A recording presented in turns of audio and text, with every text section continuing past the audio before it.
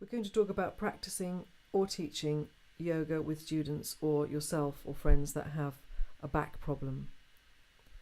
There's no hard and fast rules about how to modify for back injuries because it can be any number of things that are wrong with you.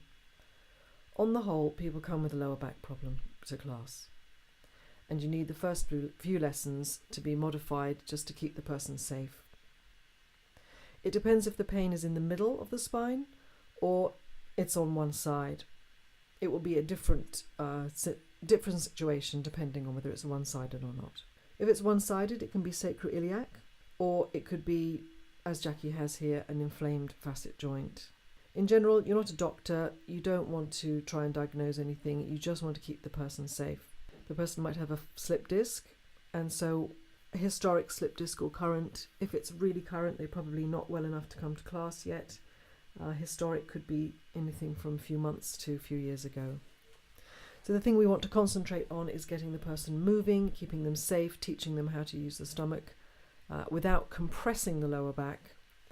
We want them to create traction. So back bending will just simply become traction. It will be pulling the stomach and stretching up. We want the student to do irrigation of the discs, which would be twisting and just moving the discs so that they can get some circulation.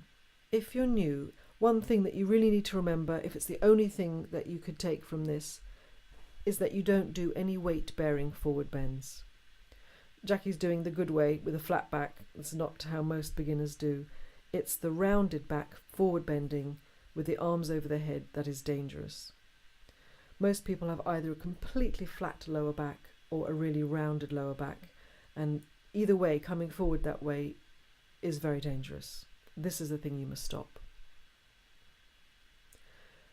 So the first thing we'll do is that any weight-bearing forward bends won't be with the arms over the head. You put the arms by your sides, you bend the knees. You do not want to hinge from your lower back, you must hinge from your hips. So coming down with a nice flat back, putting the hands on the floor, and then once the hands on the floor, you can gently work from there. So we just simply do not want to put any strain or weight bearing on the lower back where there may be a slip disc. We don't know, we haven't seen the MRI, but that's the safest way of doing it. All forward bends will be done that way, and we'll try to work through them so that you can see. You bend your knees. If it's very bad, you just walk down your thighs, put your elbows on the knees. It's all supported, all the weight supported in your arms, put them on the floor. Once you're down, you can do the stretch. You can just gently push the knees back and feel lovely traction feeling. This is just lengthening. She's not straining. She's not going to pull on her heels. She's just going to rest there and create traction. When you come down in Padahastasana, try not to have your lower back rounded. Bend your knees and get your lower back nice and straight. This will create the safe alignment for your lower back. Come up exactly the same way, walk your hands up your legs, and then stand. If it's a herniated disc, it may not just be herniated straight back, it could be a diagonal. Diagonal herniation means that the disc is protruding maybe slightly out to the side, which means that it's not going to be only back bending that hurts, it's going to be side bending as well. So for example, Halfmoon, you put the arms over the head, you want to create the natural curve in the lower back, not over curved. So she's going to tuck her tailbone under and pull the stomach in.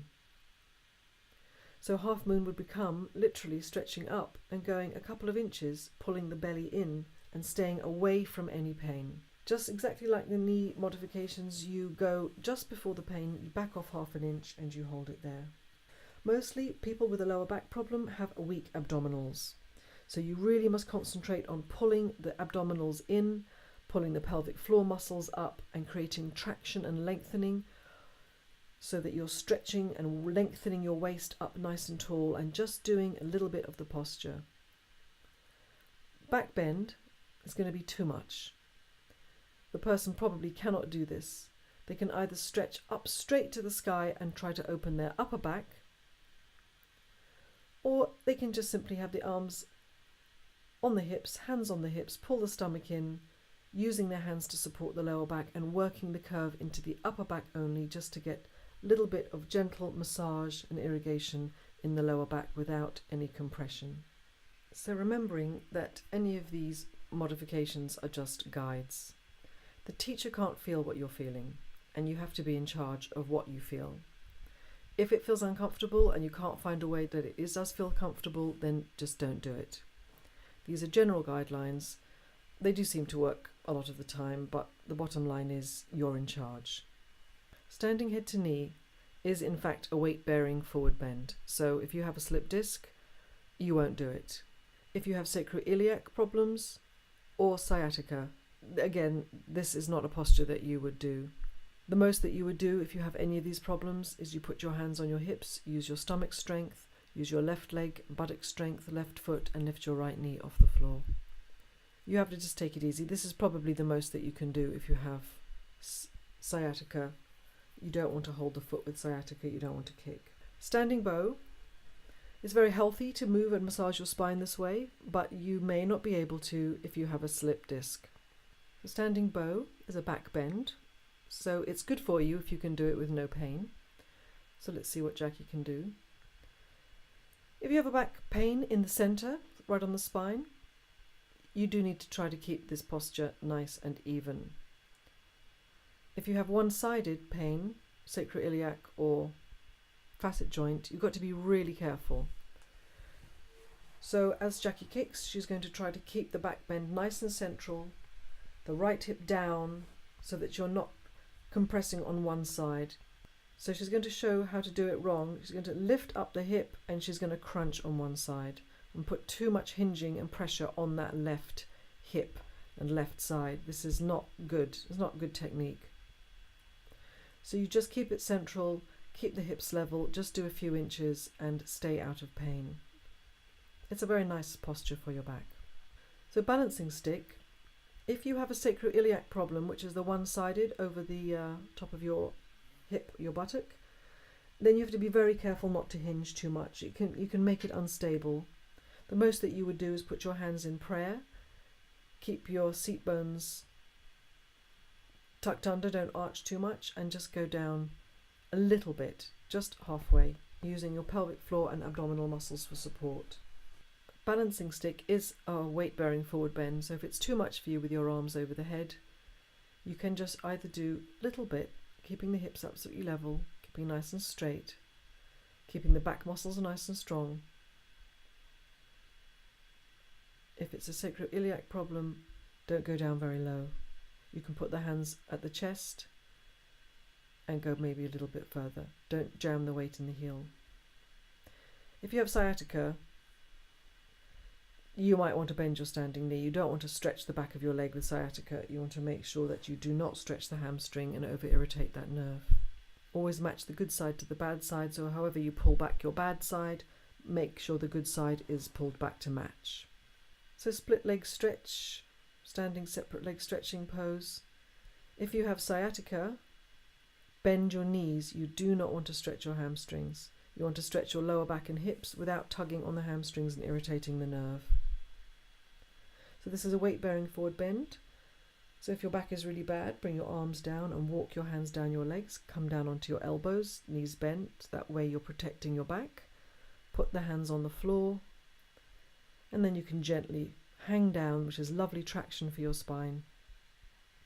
And then gently push the knees back. She really wants the lower back to stay flat, not rounded. So she's doing the good yoga way. But doing the bad way with the back rounded, that's a little bit perilous. So bring the hands higher, put them on your shins so that you can keep your lower back absolutely straight.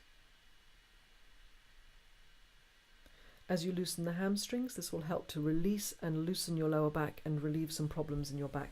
Very often, bad lower back can be linked with very tight hamstrings. Come up exactly the way you went in, walk your hands up the legs.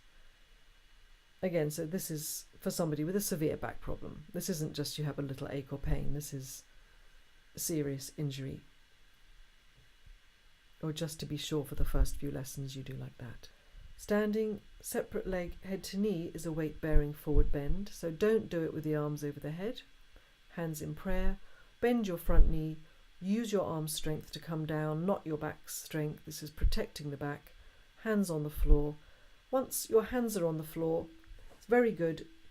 You can open up your tight lower back and put the forehead on the knee. Once your hands are on the floor, this is a lovely posture to create some space and opening and relieve pressure on your discs and nerves in your lower back. You really pull your stomach in. It's very good to open up your lower back.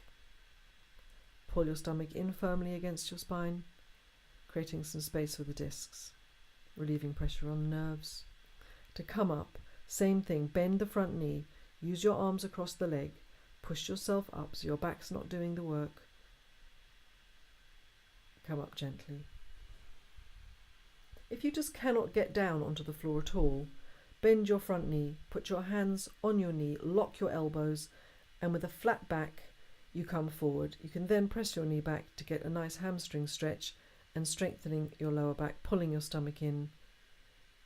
That's very safe, and you just do that for a little while until you can get down on the floor. We're going to move onto the floor. There's no need to go through all of the back bends. I'll just give you the principles, which are you do what you can. You're going to create tension of the muscles, which will help some alignment and bring blood supply into your lower back. Massaging on your discs. So for example, Cobra, you just come up a little bit, not anywhere near the pain.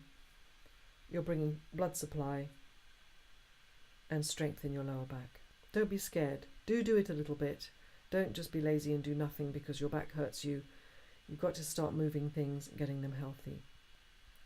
So for locust, you can lift one leg just a tiny bit, couple of inches off the floor. So for floor bow, maybe this is all you do. You just hold your feet, press your hips down a little bit of tension in your hip joints by pressing the hips into the floor. Sometimes your upper back is so tight, that's why you got a herniated disc in your lower back. So that's going to help to even out your spine. If that hurts you too much to do floor bow, put your hands on your hips and just push your hips up to the sky. That's a good modification. If it's too painful for you to be grabbing your feet lying on your front, you feel more in control and you're more confident to start working open your spine. For any weight-bearing forward bend exercise, such as half tortoise, where you would come down this way, which puts too much strain here on the lower back, once again you would just use your arm strength to take the weight, walk yourself forward, get your head down, lovely stretch for your lower back, and walk yourself up the way you went in. In camel, if you've been practicing with your hands on your hips and just stretching up, pulling your stomach in, and you want to move to hands to feet, but you can't quite reach your feet yet, there's an intermediary stage you can do for a little while. Tuck your toes under, and then just take the 4 fingertips, not the thumbs, palms facing you, and push up through your fingertips. This actually takes the pressure out of your lower back and brings some curving and compression up into your upper back where it's really needed. So it's really advisable to get your hands down as soon as possible, even if you're doing it with your toes under and your heels in the air. Rabbit. It's a very good posture for your lower back, creates traction and irrigation of your spine, back muscles and discs. So it can, in extreme cases, be too much weight to just come down holding your feet. So put your hands on the floor, put your head down, then you would grab the feet and come up, and then you'd come out the same way using the hands to push yourself out. Camel can be too much for you if you have a herniated disc, current disc, but it's very good for you. Leg stretching, right leg goes out. This could be a weight-bearing forward bend if you have a really bad back. So keep your hands on the floor, come down with a flat back, and just stretch forward. Once your hand's on the floor, it's usually pretty safe to round your spine and put your head down. Really pull your stomach back to protect your lower back. So it's head to knee pose. Bend your knee, use your hands on the floor to take some of the weight, put your head on the knee. I wouldn't pull too hard if you have a slip disc. So I wouldn't pull, I would probably just keep the hands on the floor. So now we have Padahastasana, leg stretching. 2 legs go out in front. This is probably one of the most dangerous postures. You really don't want to be rounding your lower back. You certainly don't want to be pulling. Don't curve your lower back, and this is the wrong way to do. You can really hurt yourself if you do. Even if you have a good back, you're a beginner, you have to be very careful of this pose.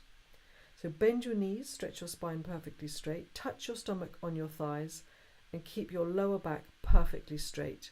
The muscles should be in contraction in your lower back to protect. You're trying to move your pelvis, not your lower back. If you have sciatica, keep your knees bent and don't feel any stretching sensation in the hamstrings, because this will irritate your nerves. So you're pulling and stretching up. Don't think forward, think up. Keep your knees bent. You want to keep your spine perfectly straight, your knees bent, your stomach with the thighs, and a back bending feeling in your back. So you're trying to lengthen the front of the body, engage all the muscles in the back of your body, kick your heels out a little bit till you feel the stretch, and make sure you have the muscular tension in your back to protect the spine. Never relax and flop forward and pull. This is just going to weaken your already weakened back. So abdominal muscles in, pelvic floor muscles in, pulling, lengthening the front of the body, keeping the back of the body nice and straight, really feeling it in your hips, and just be patient, stay there. You're actually strengthening your back and building a protection system of muscular support around your lower back.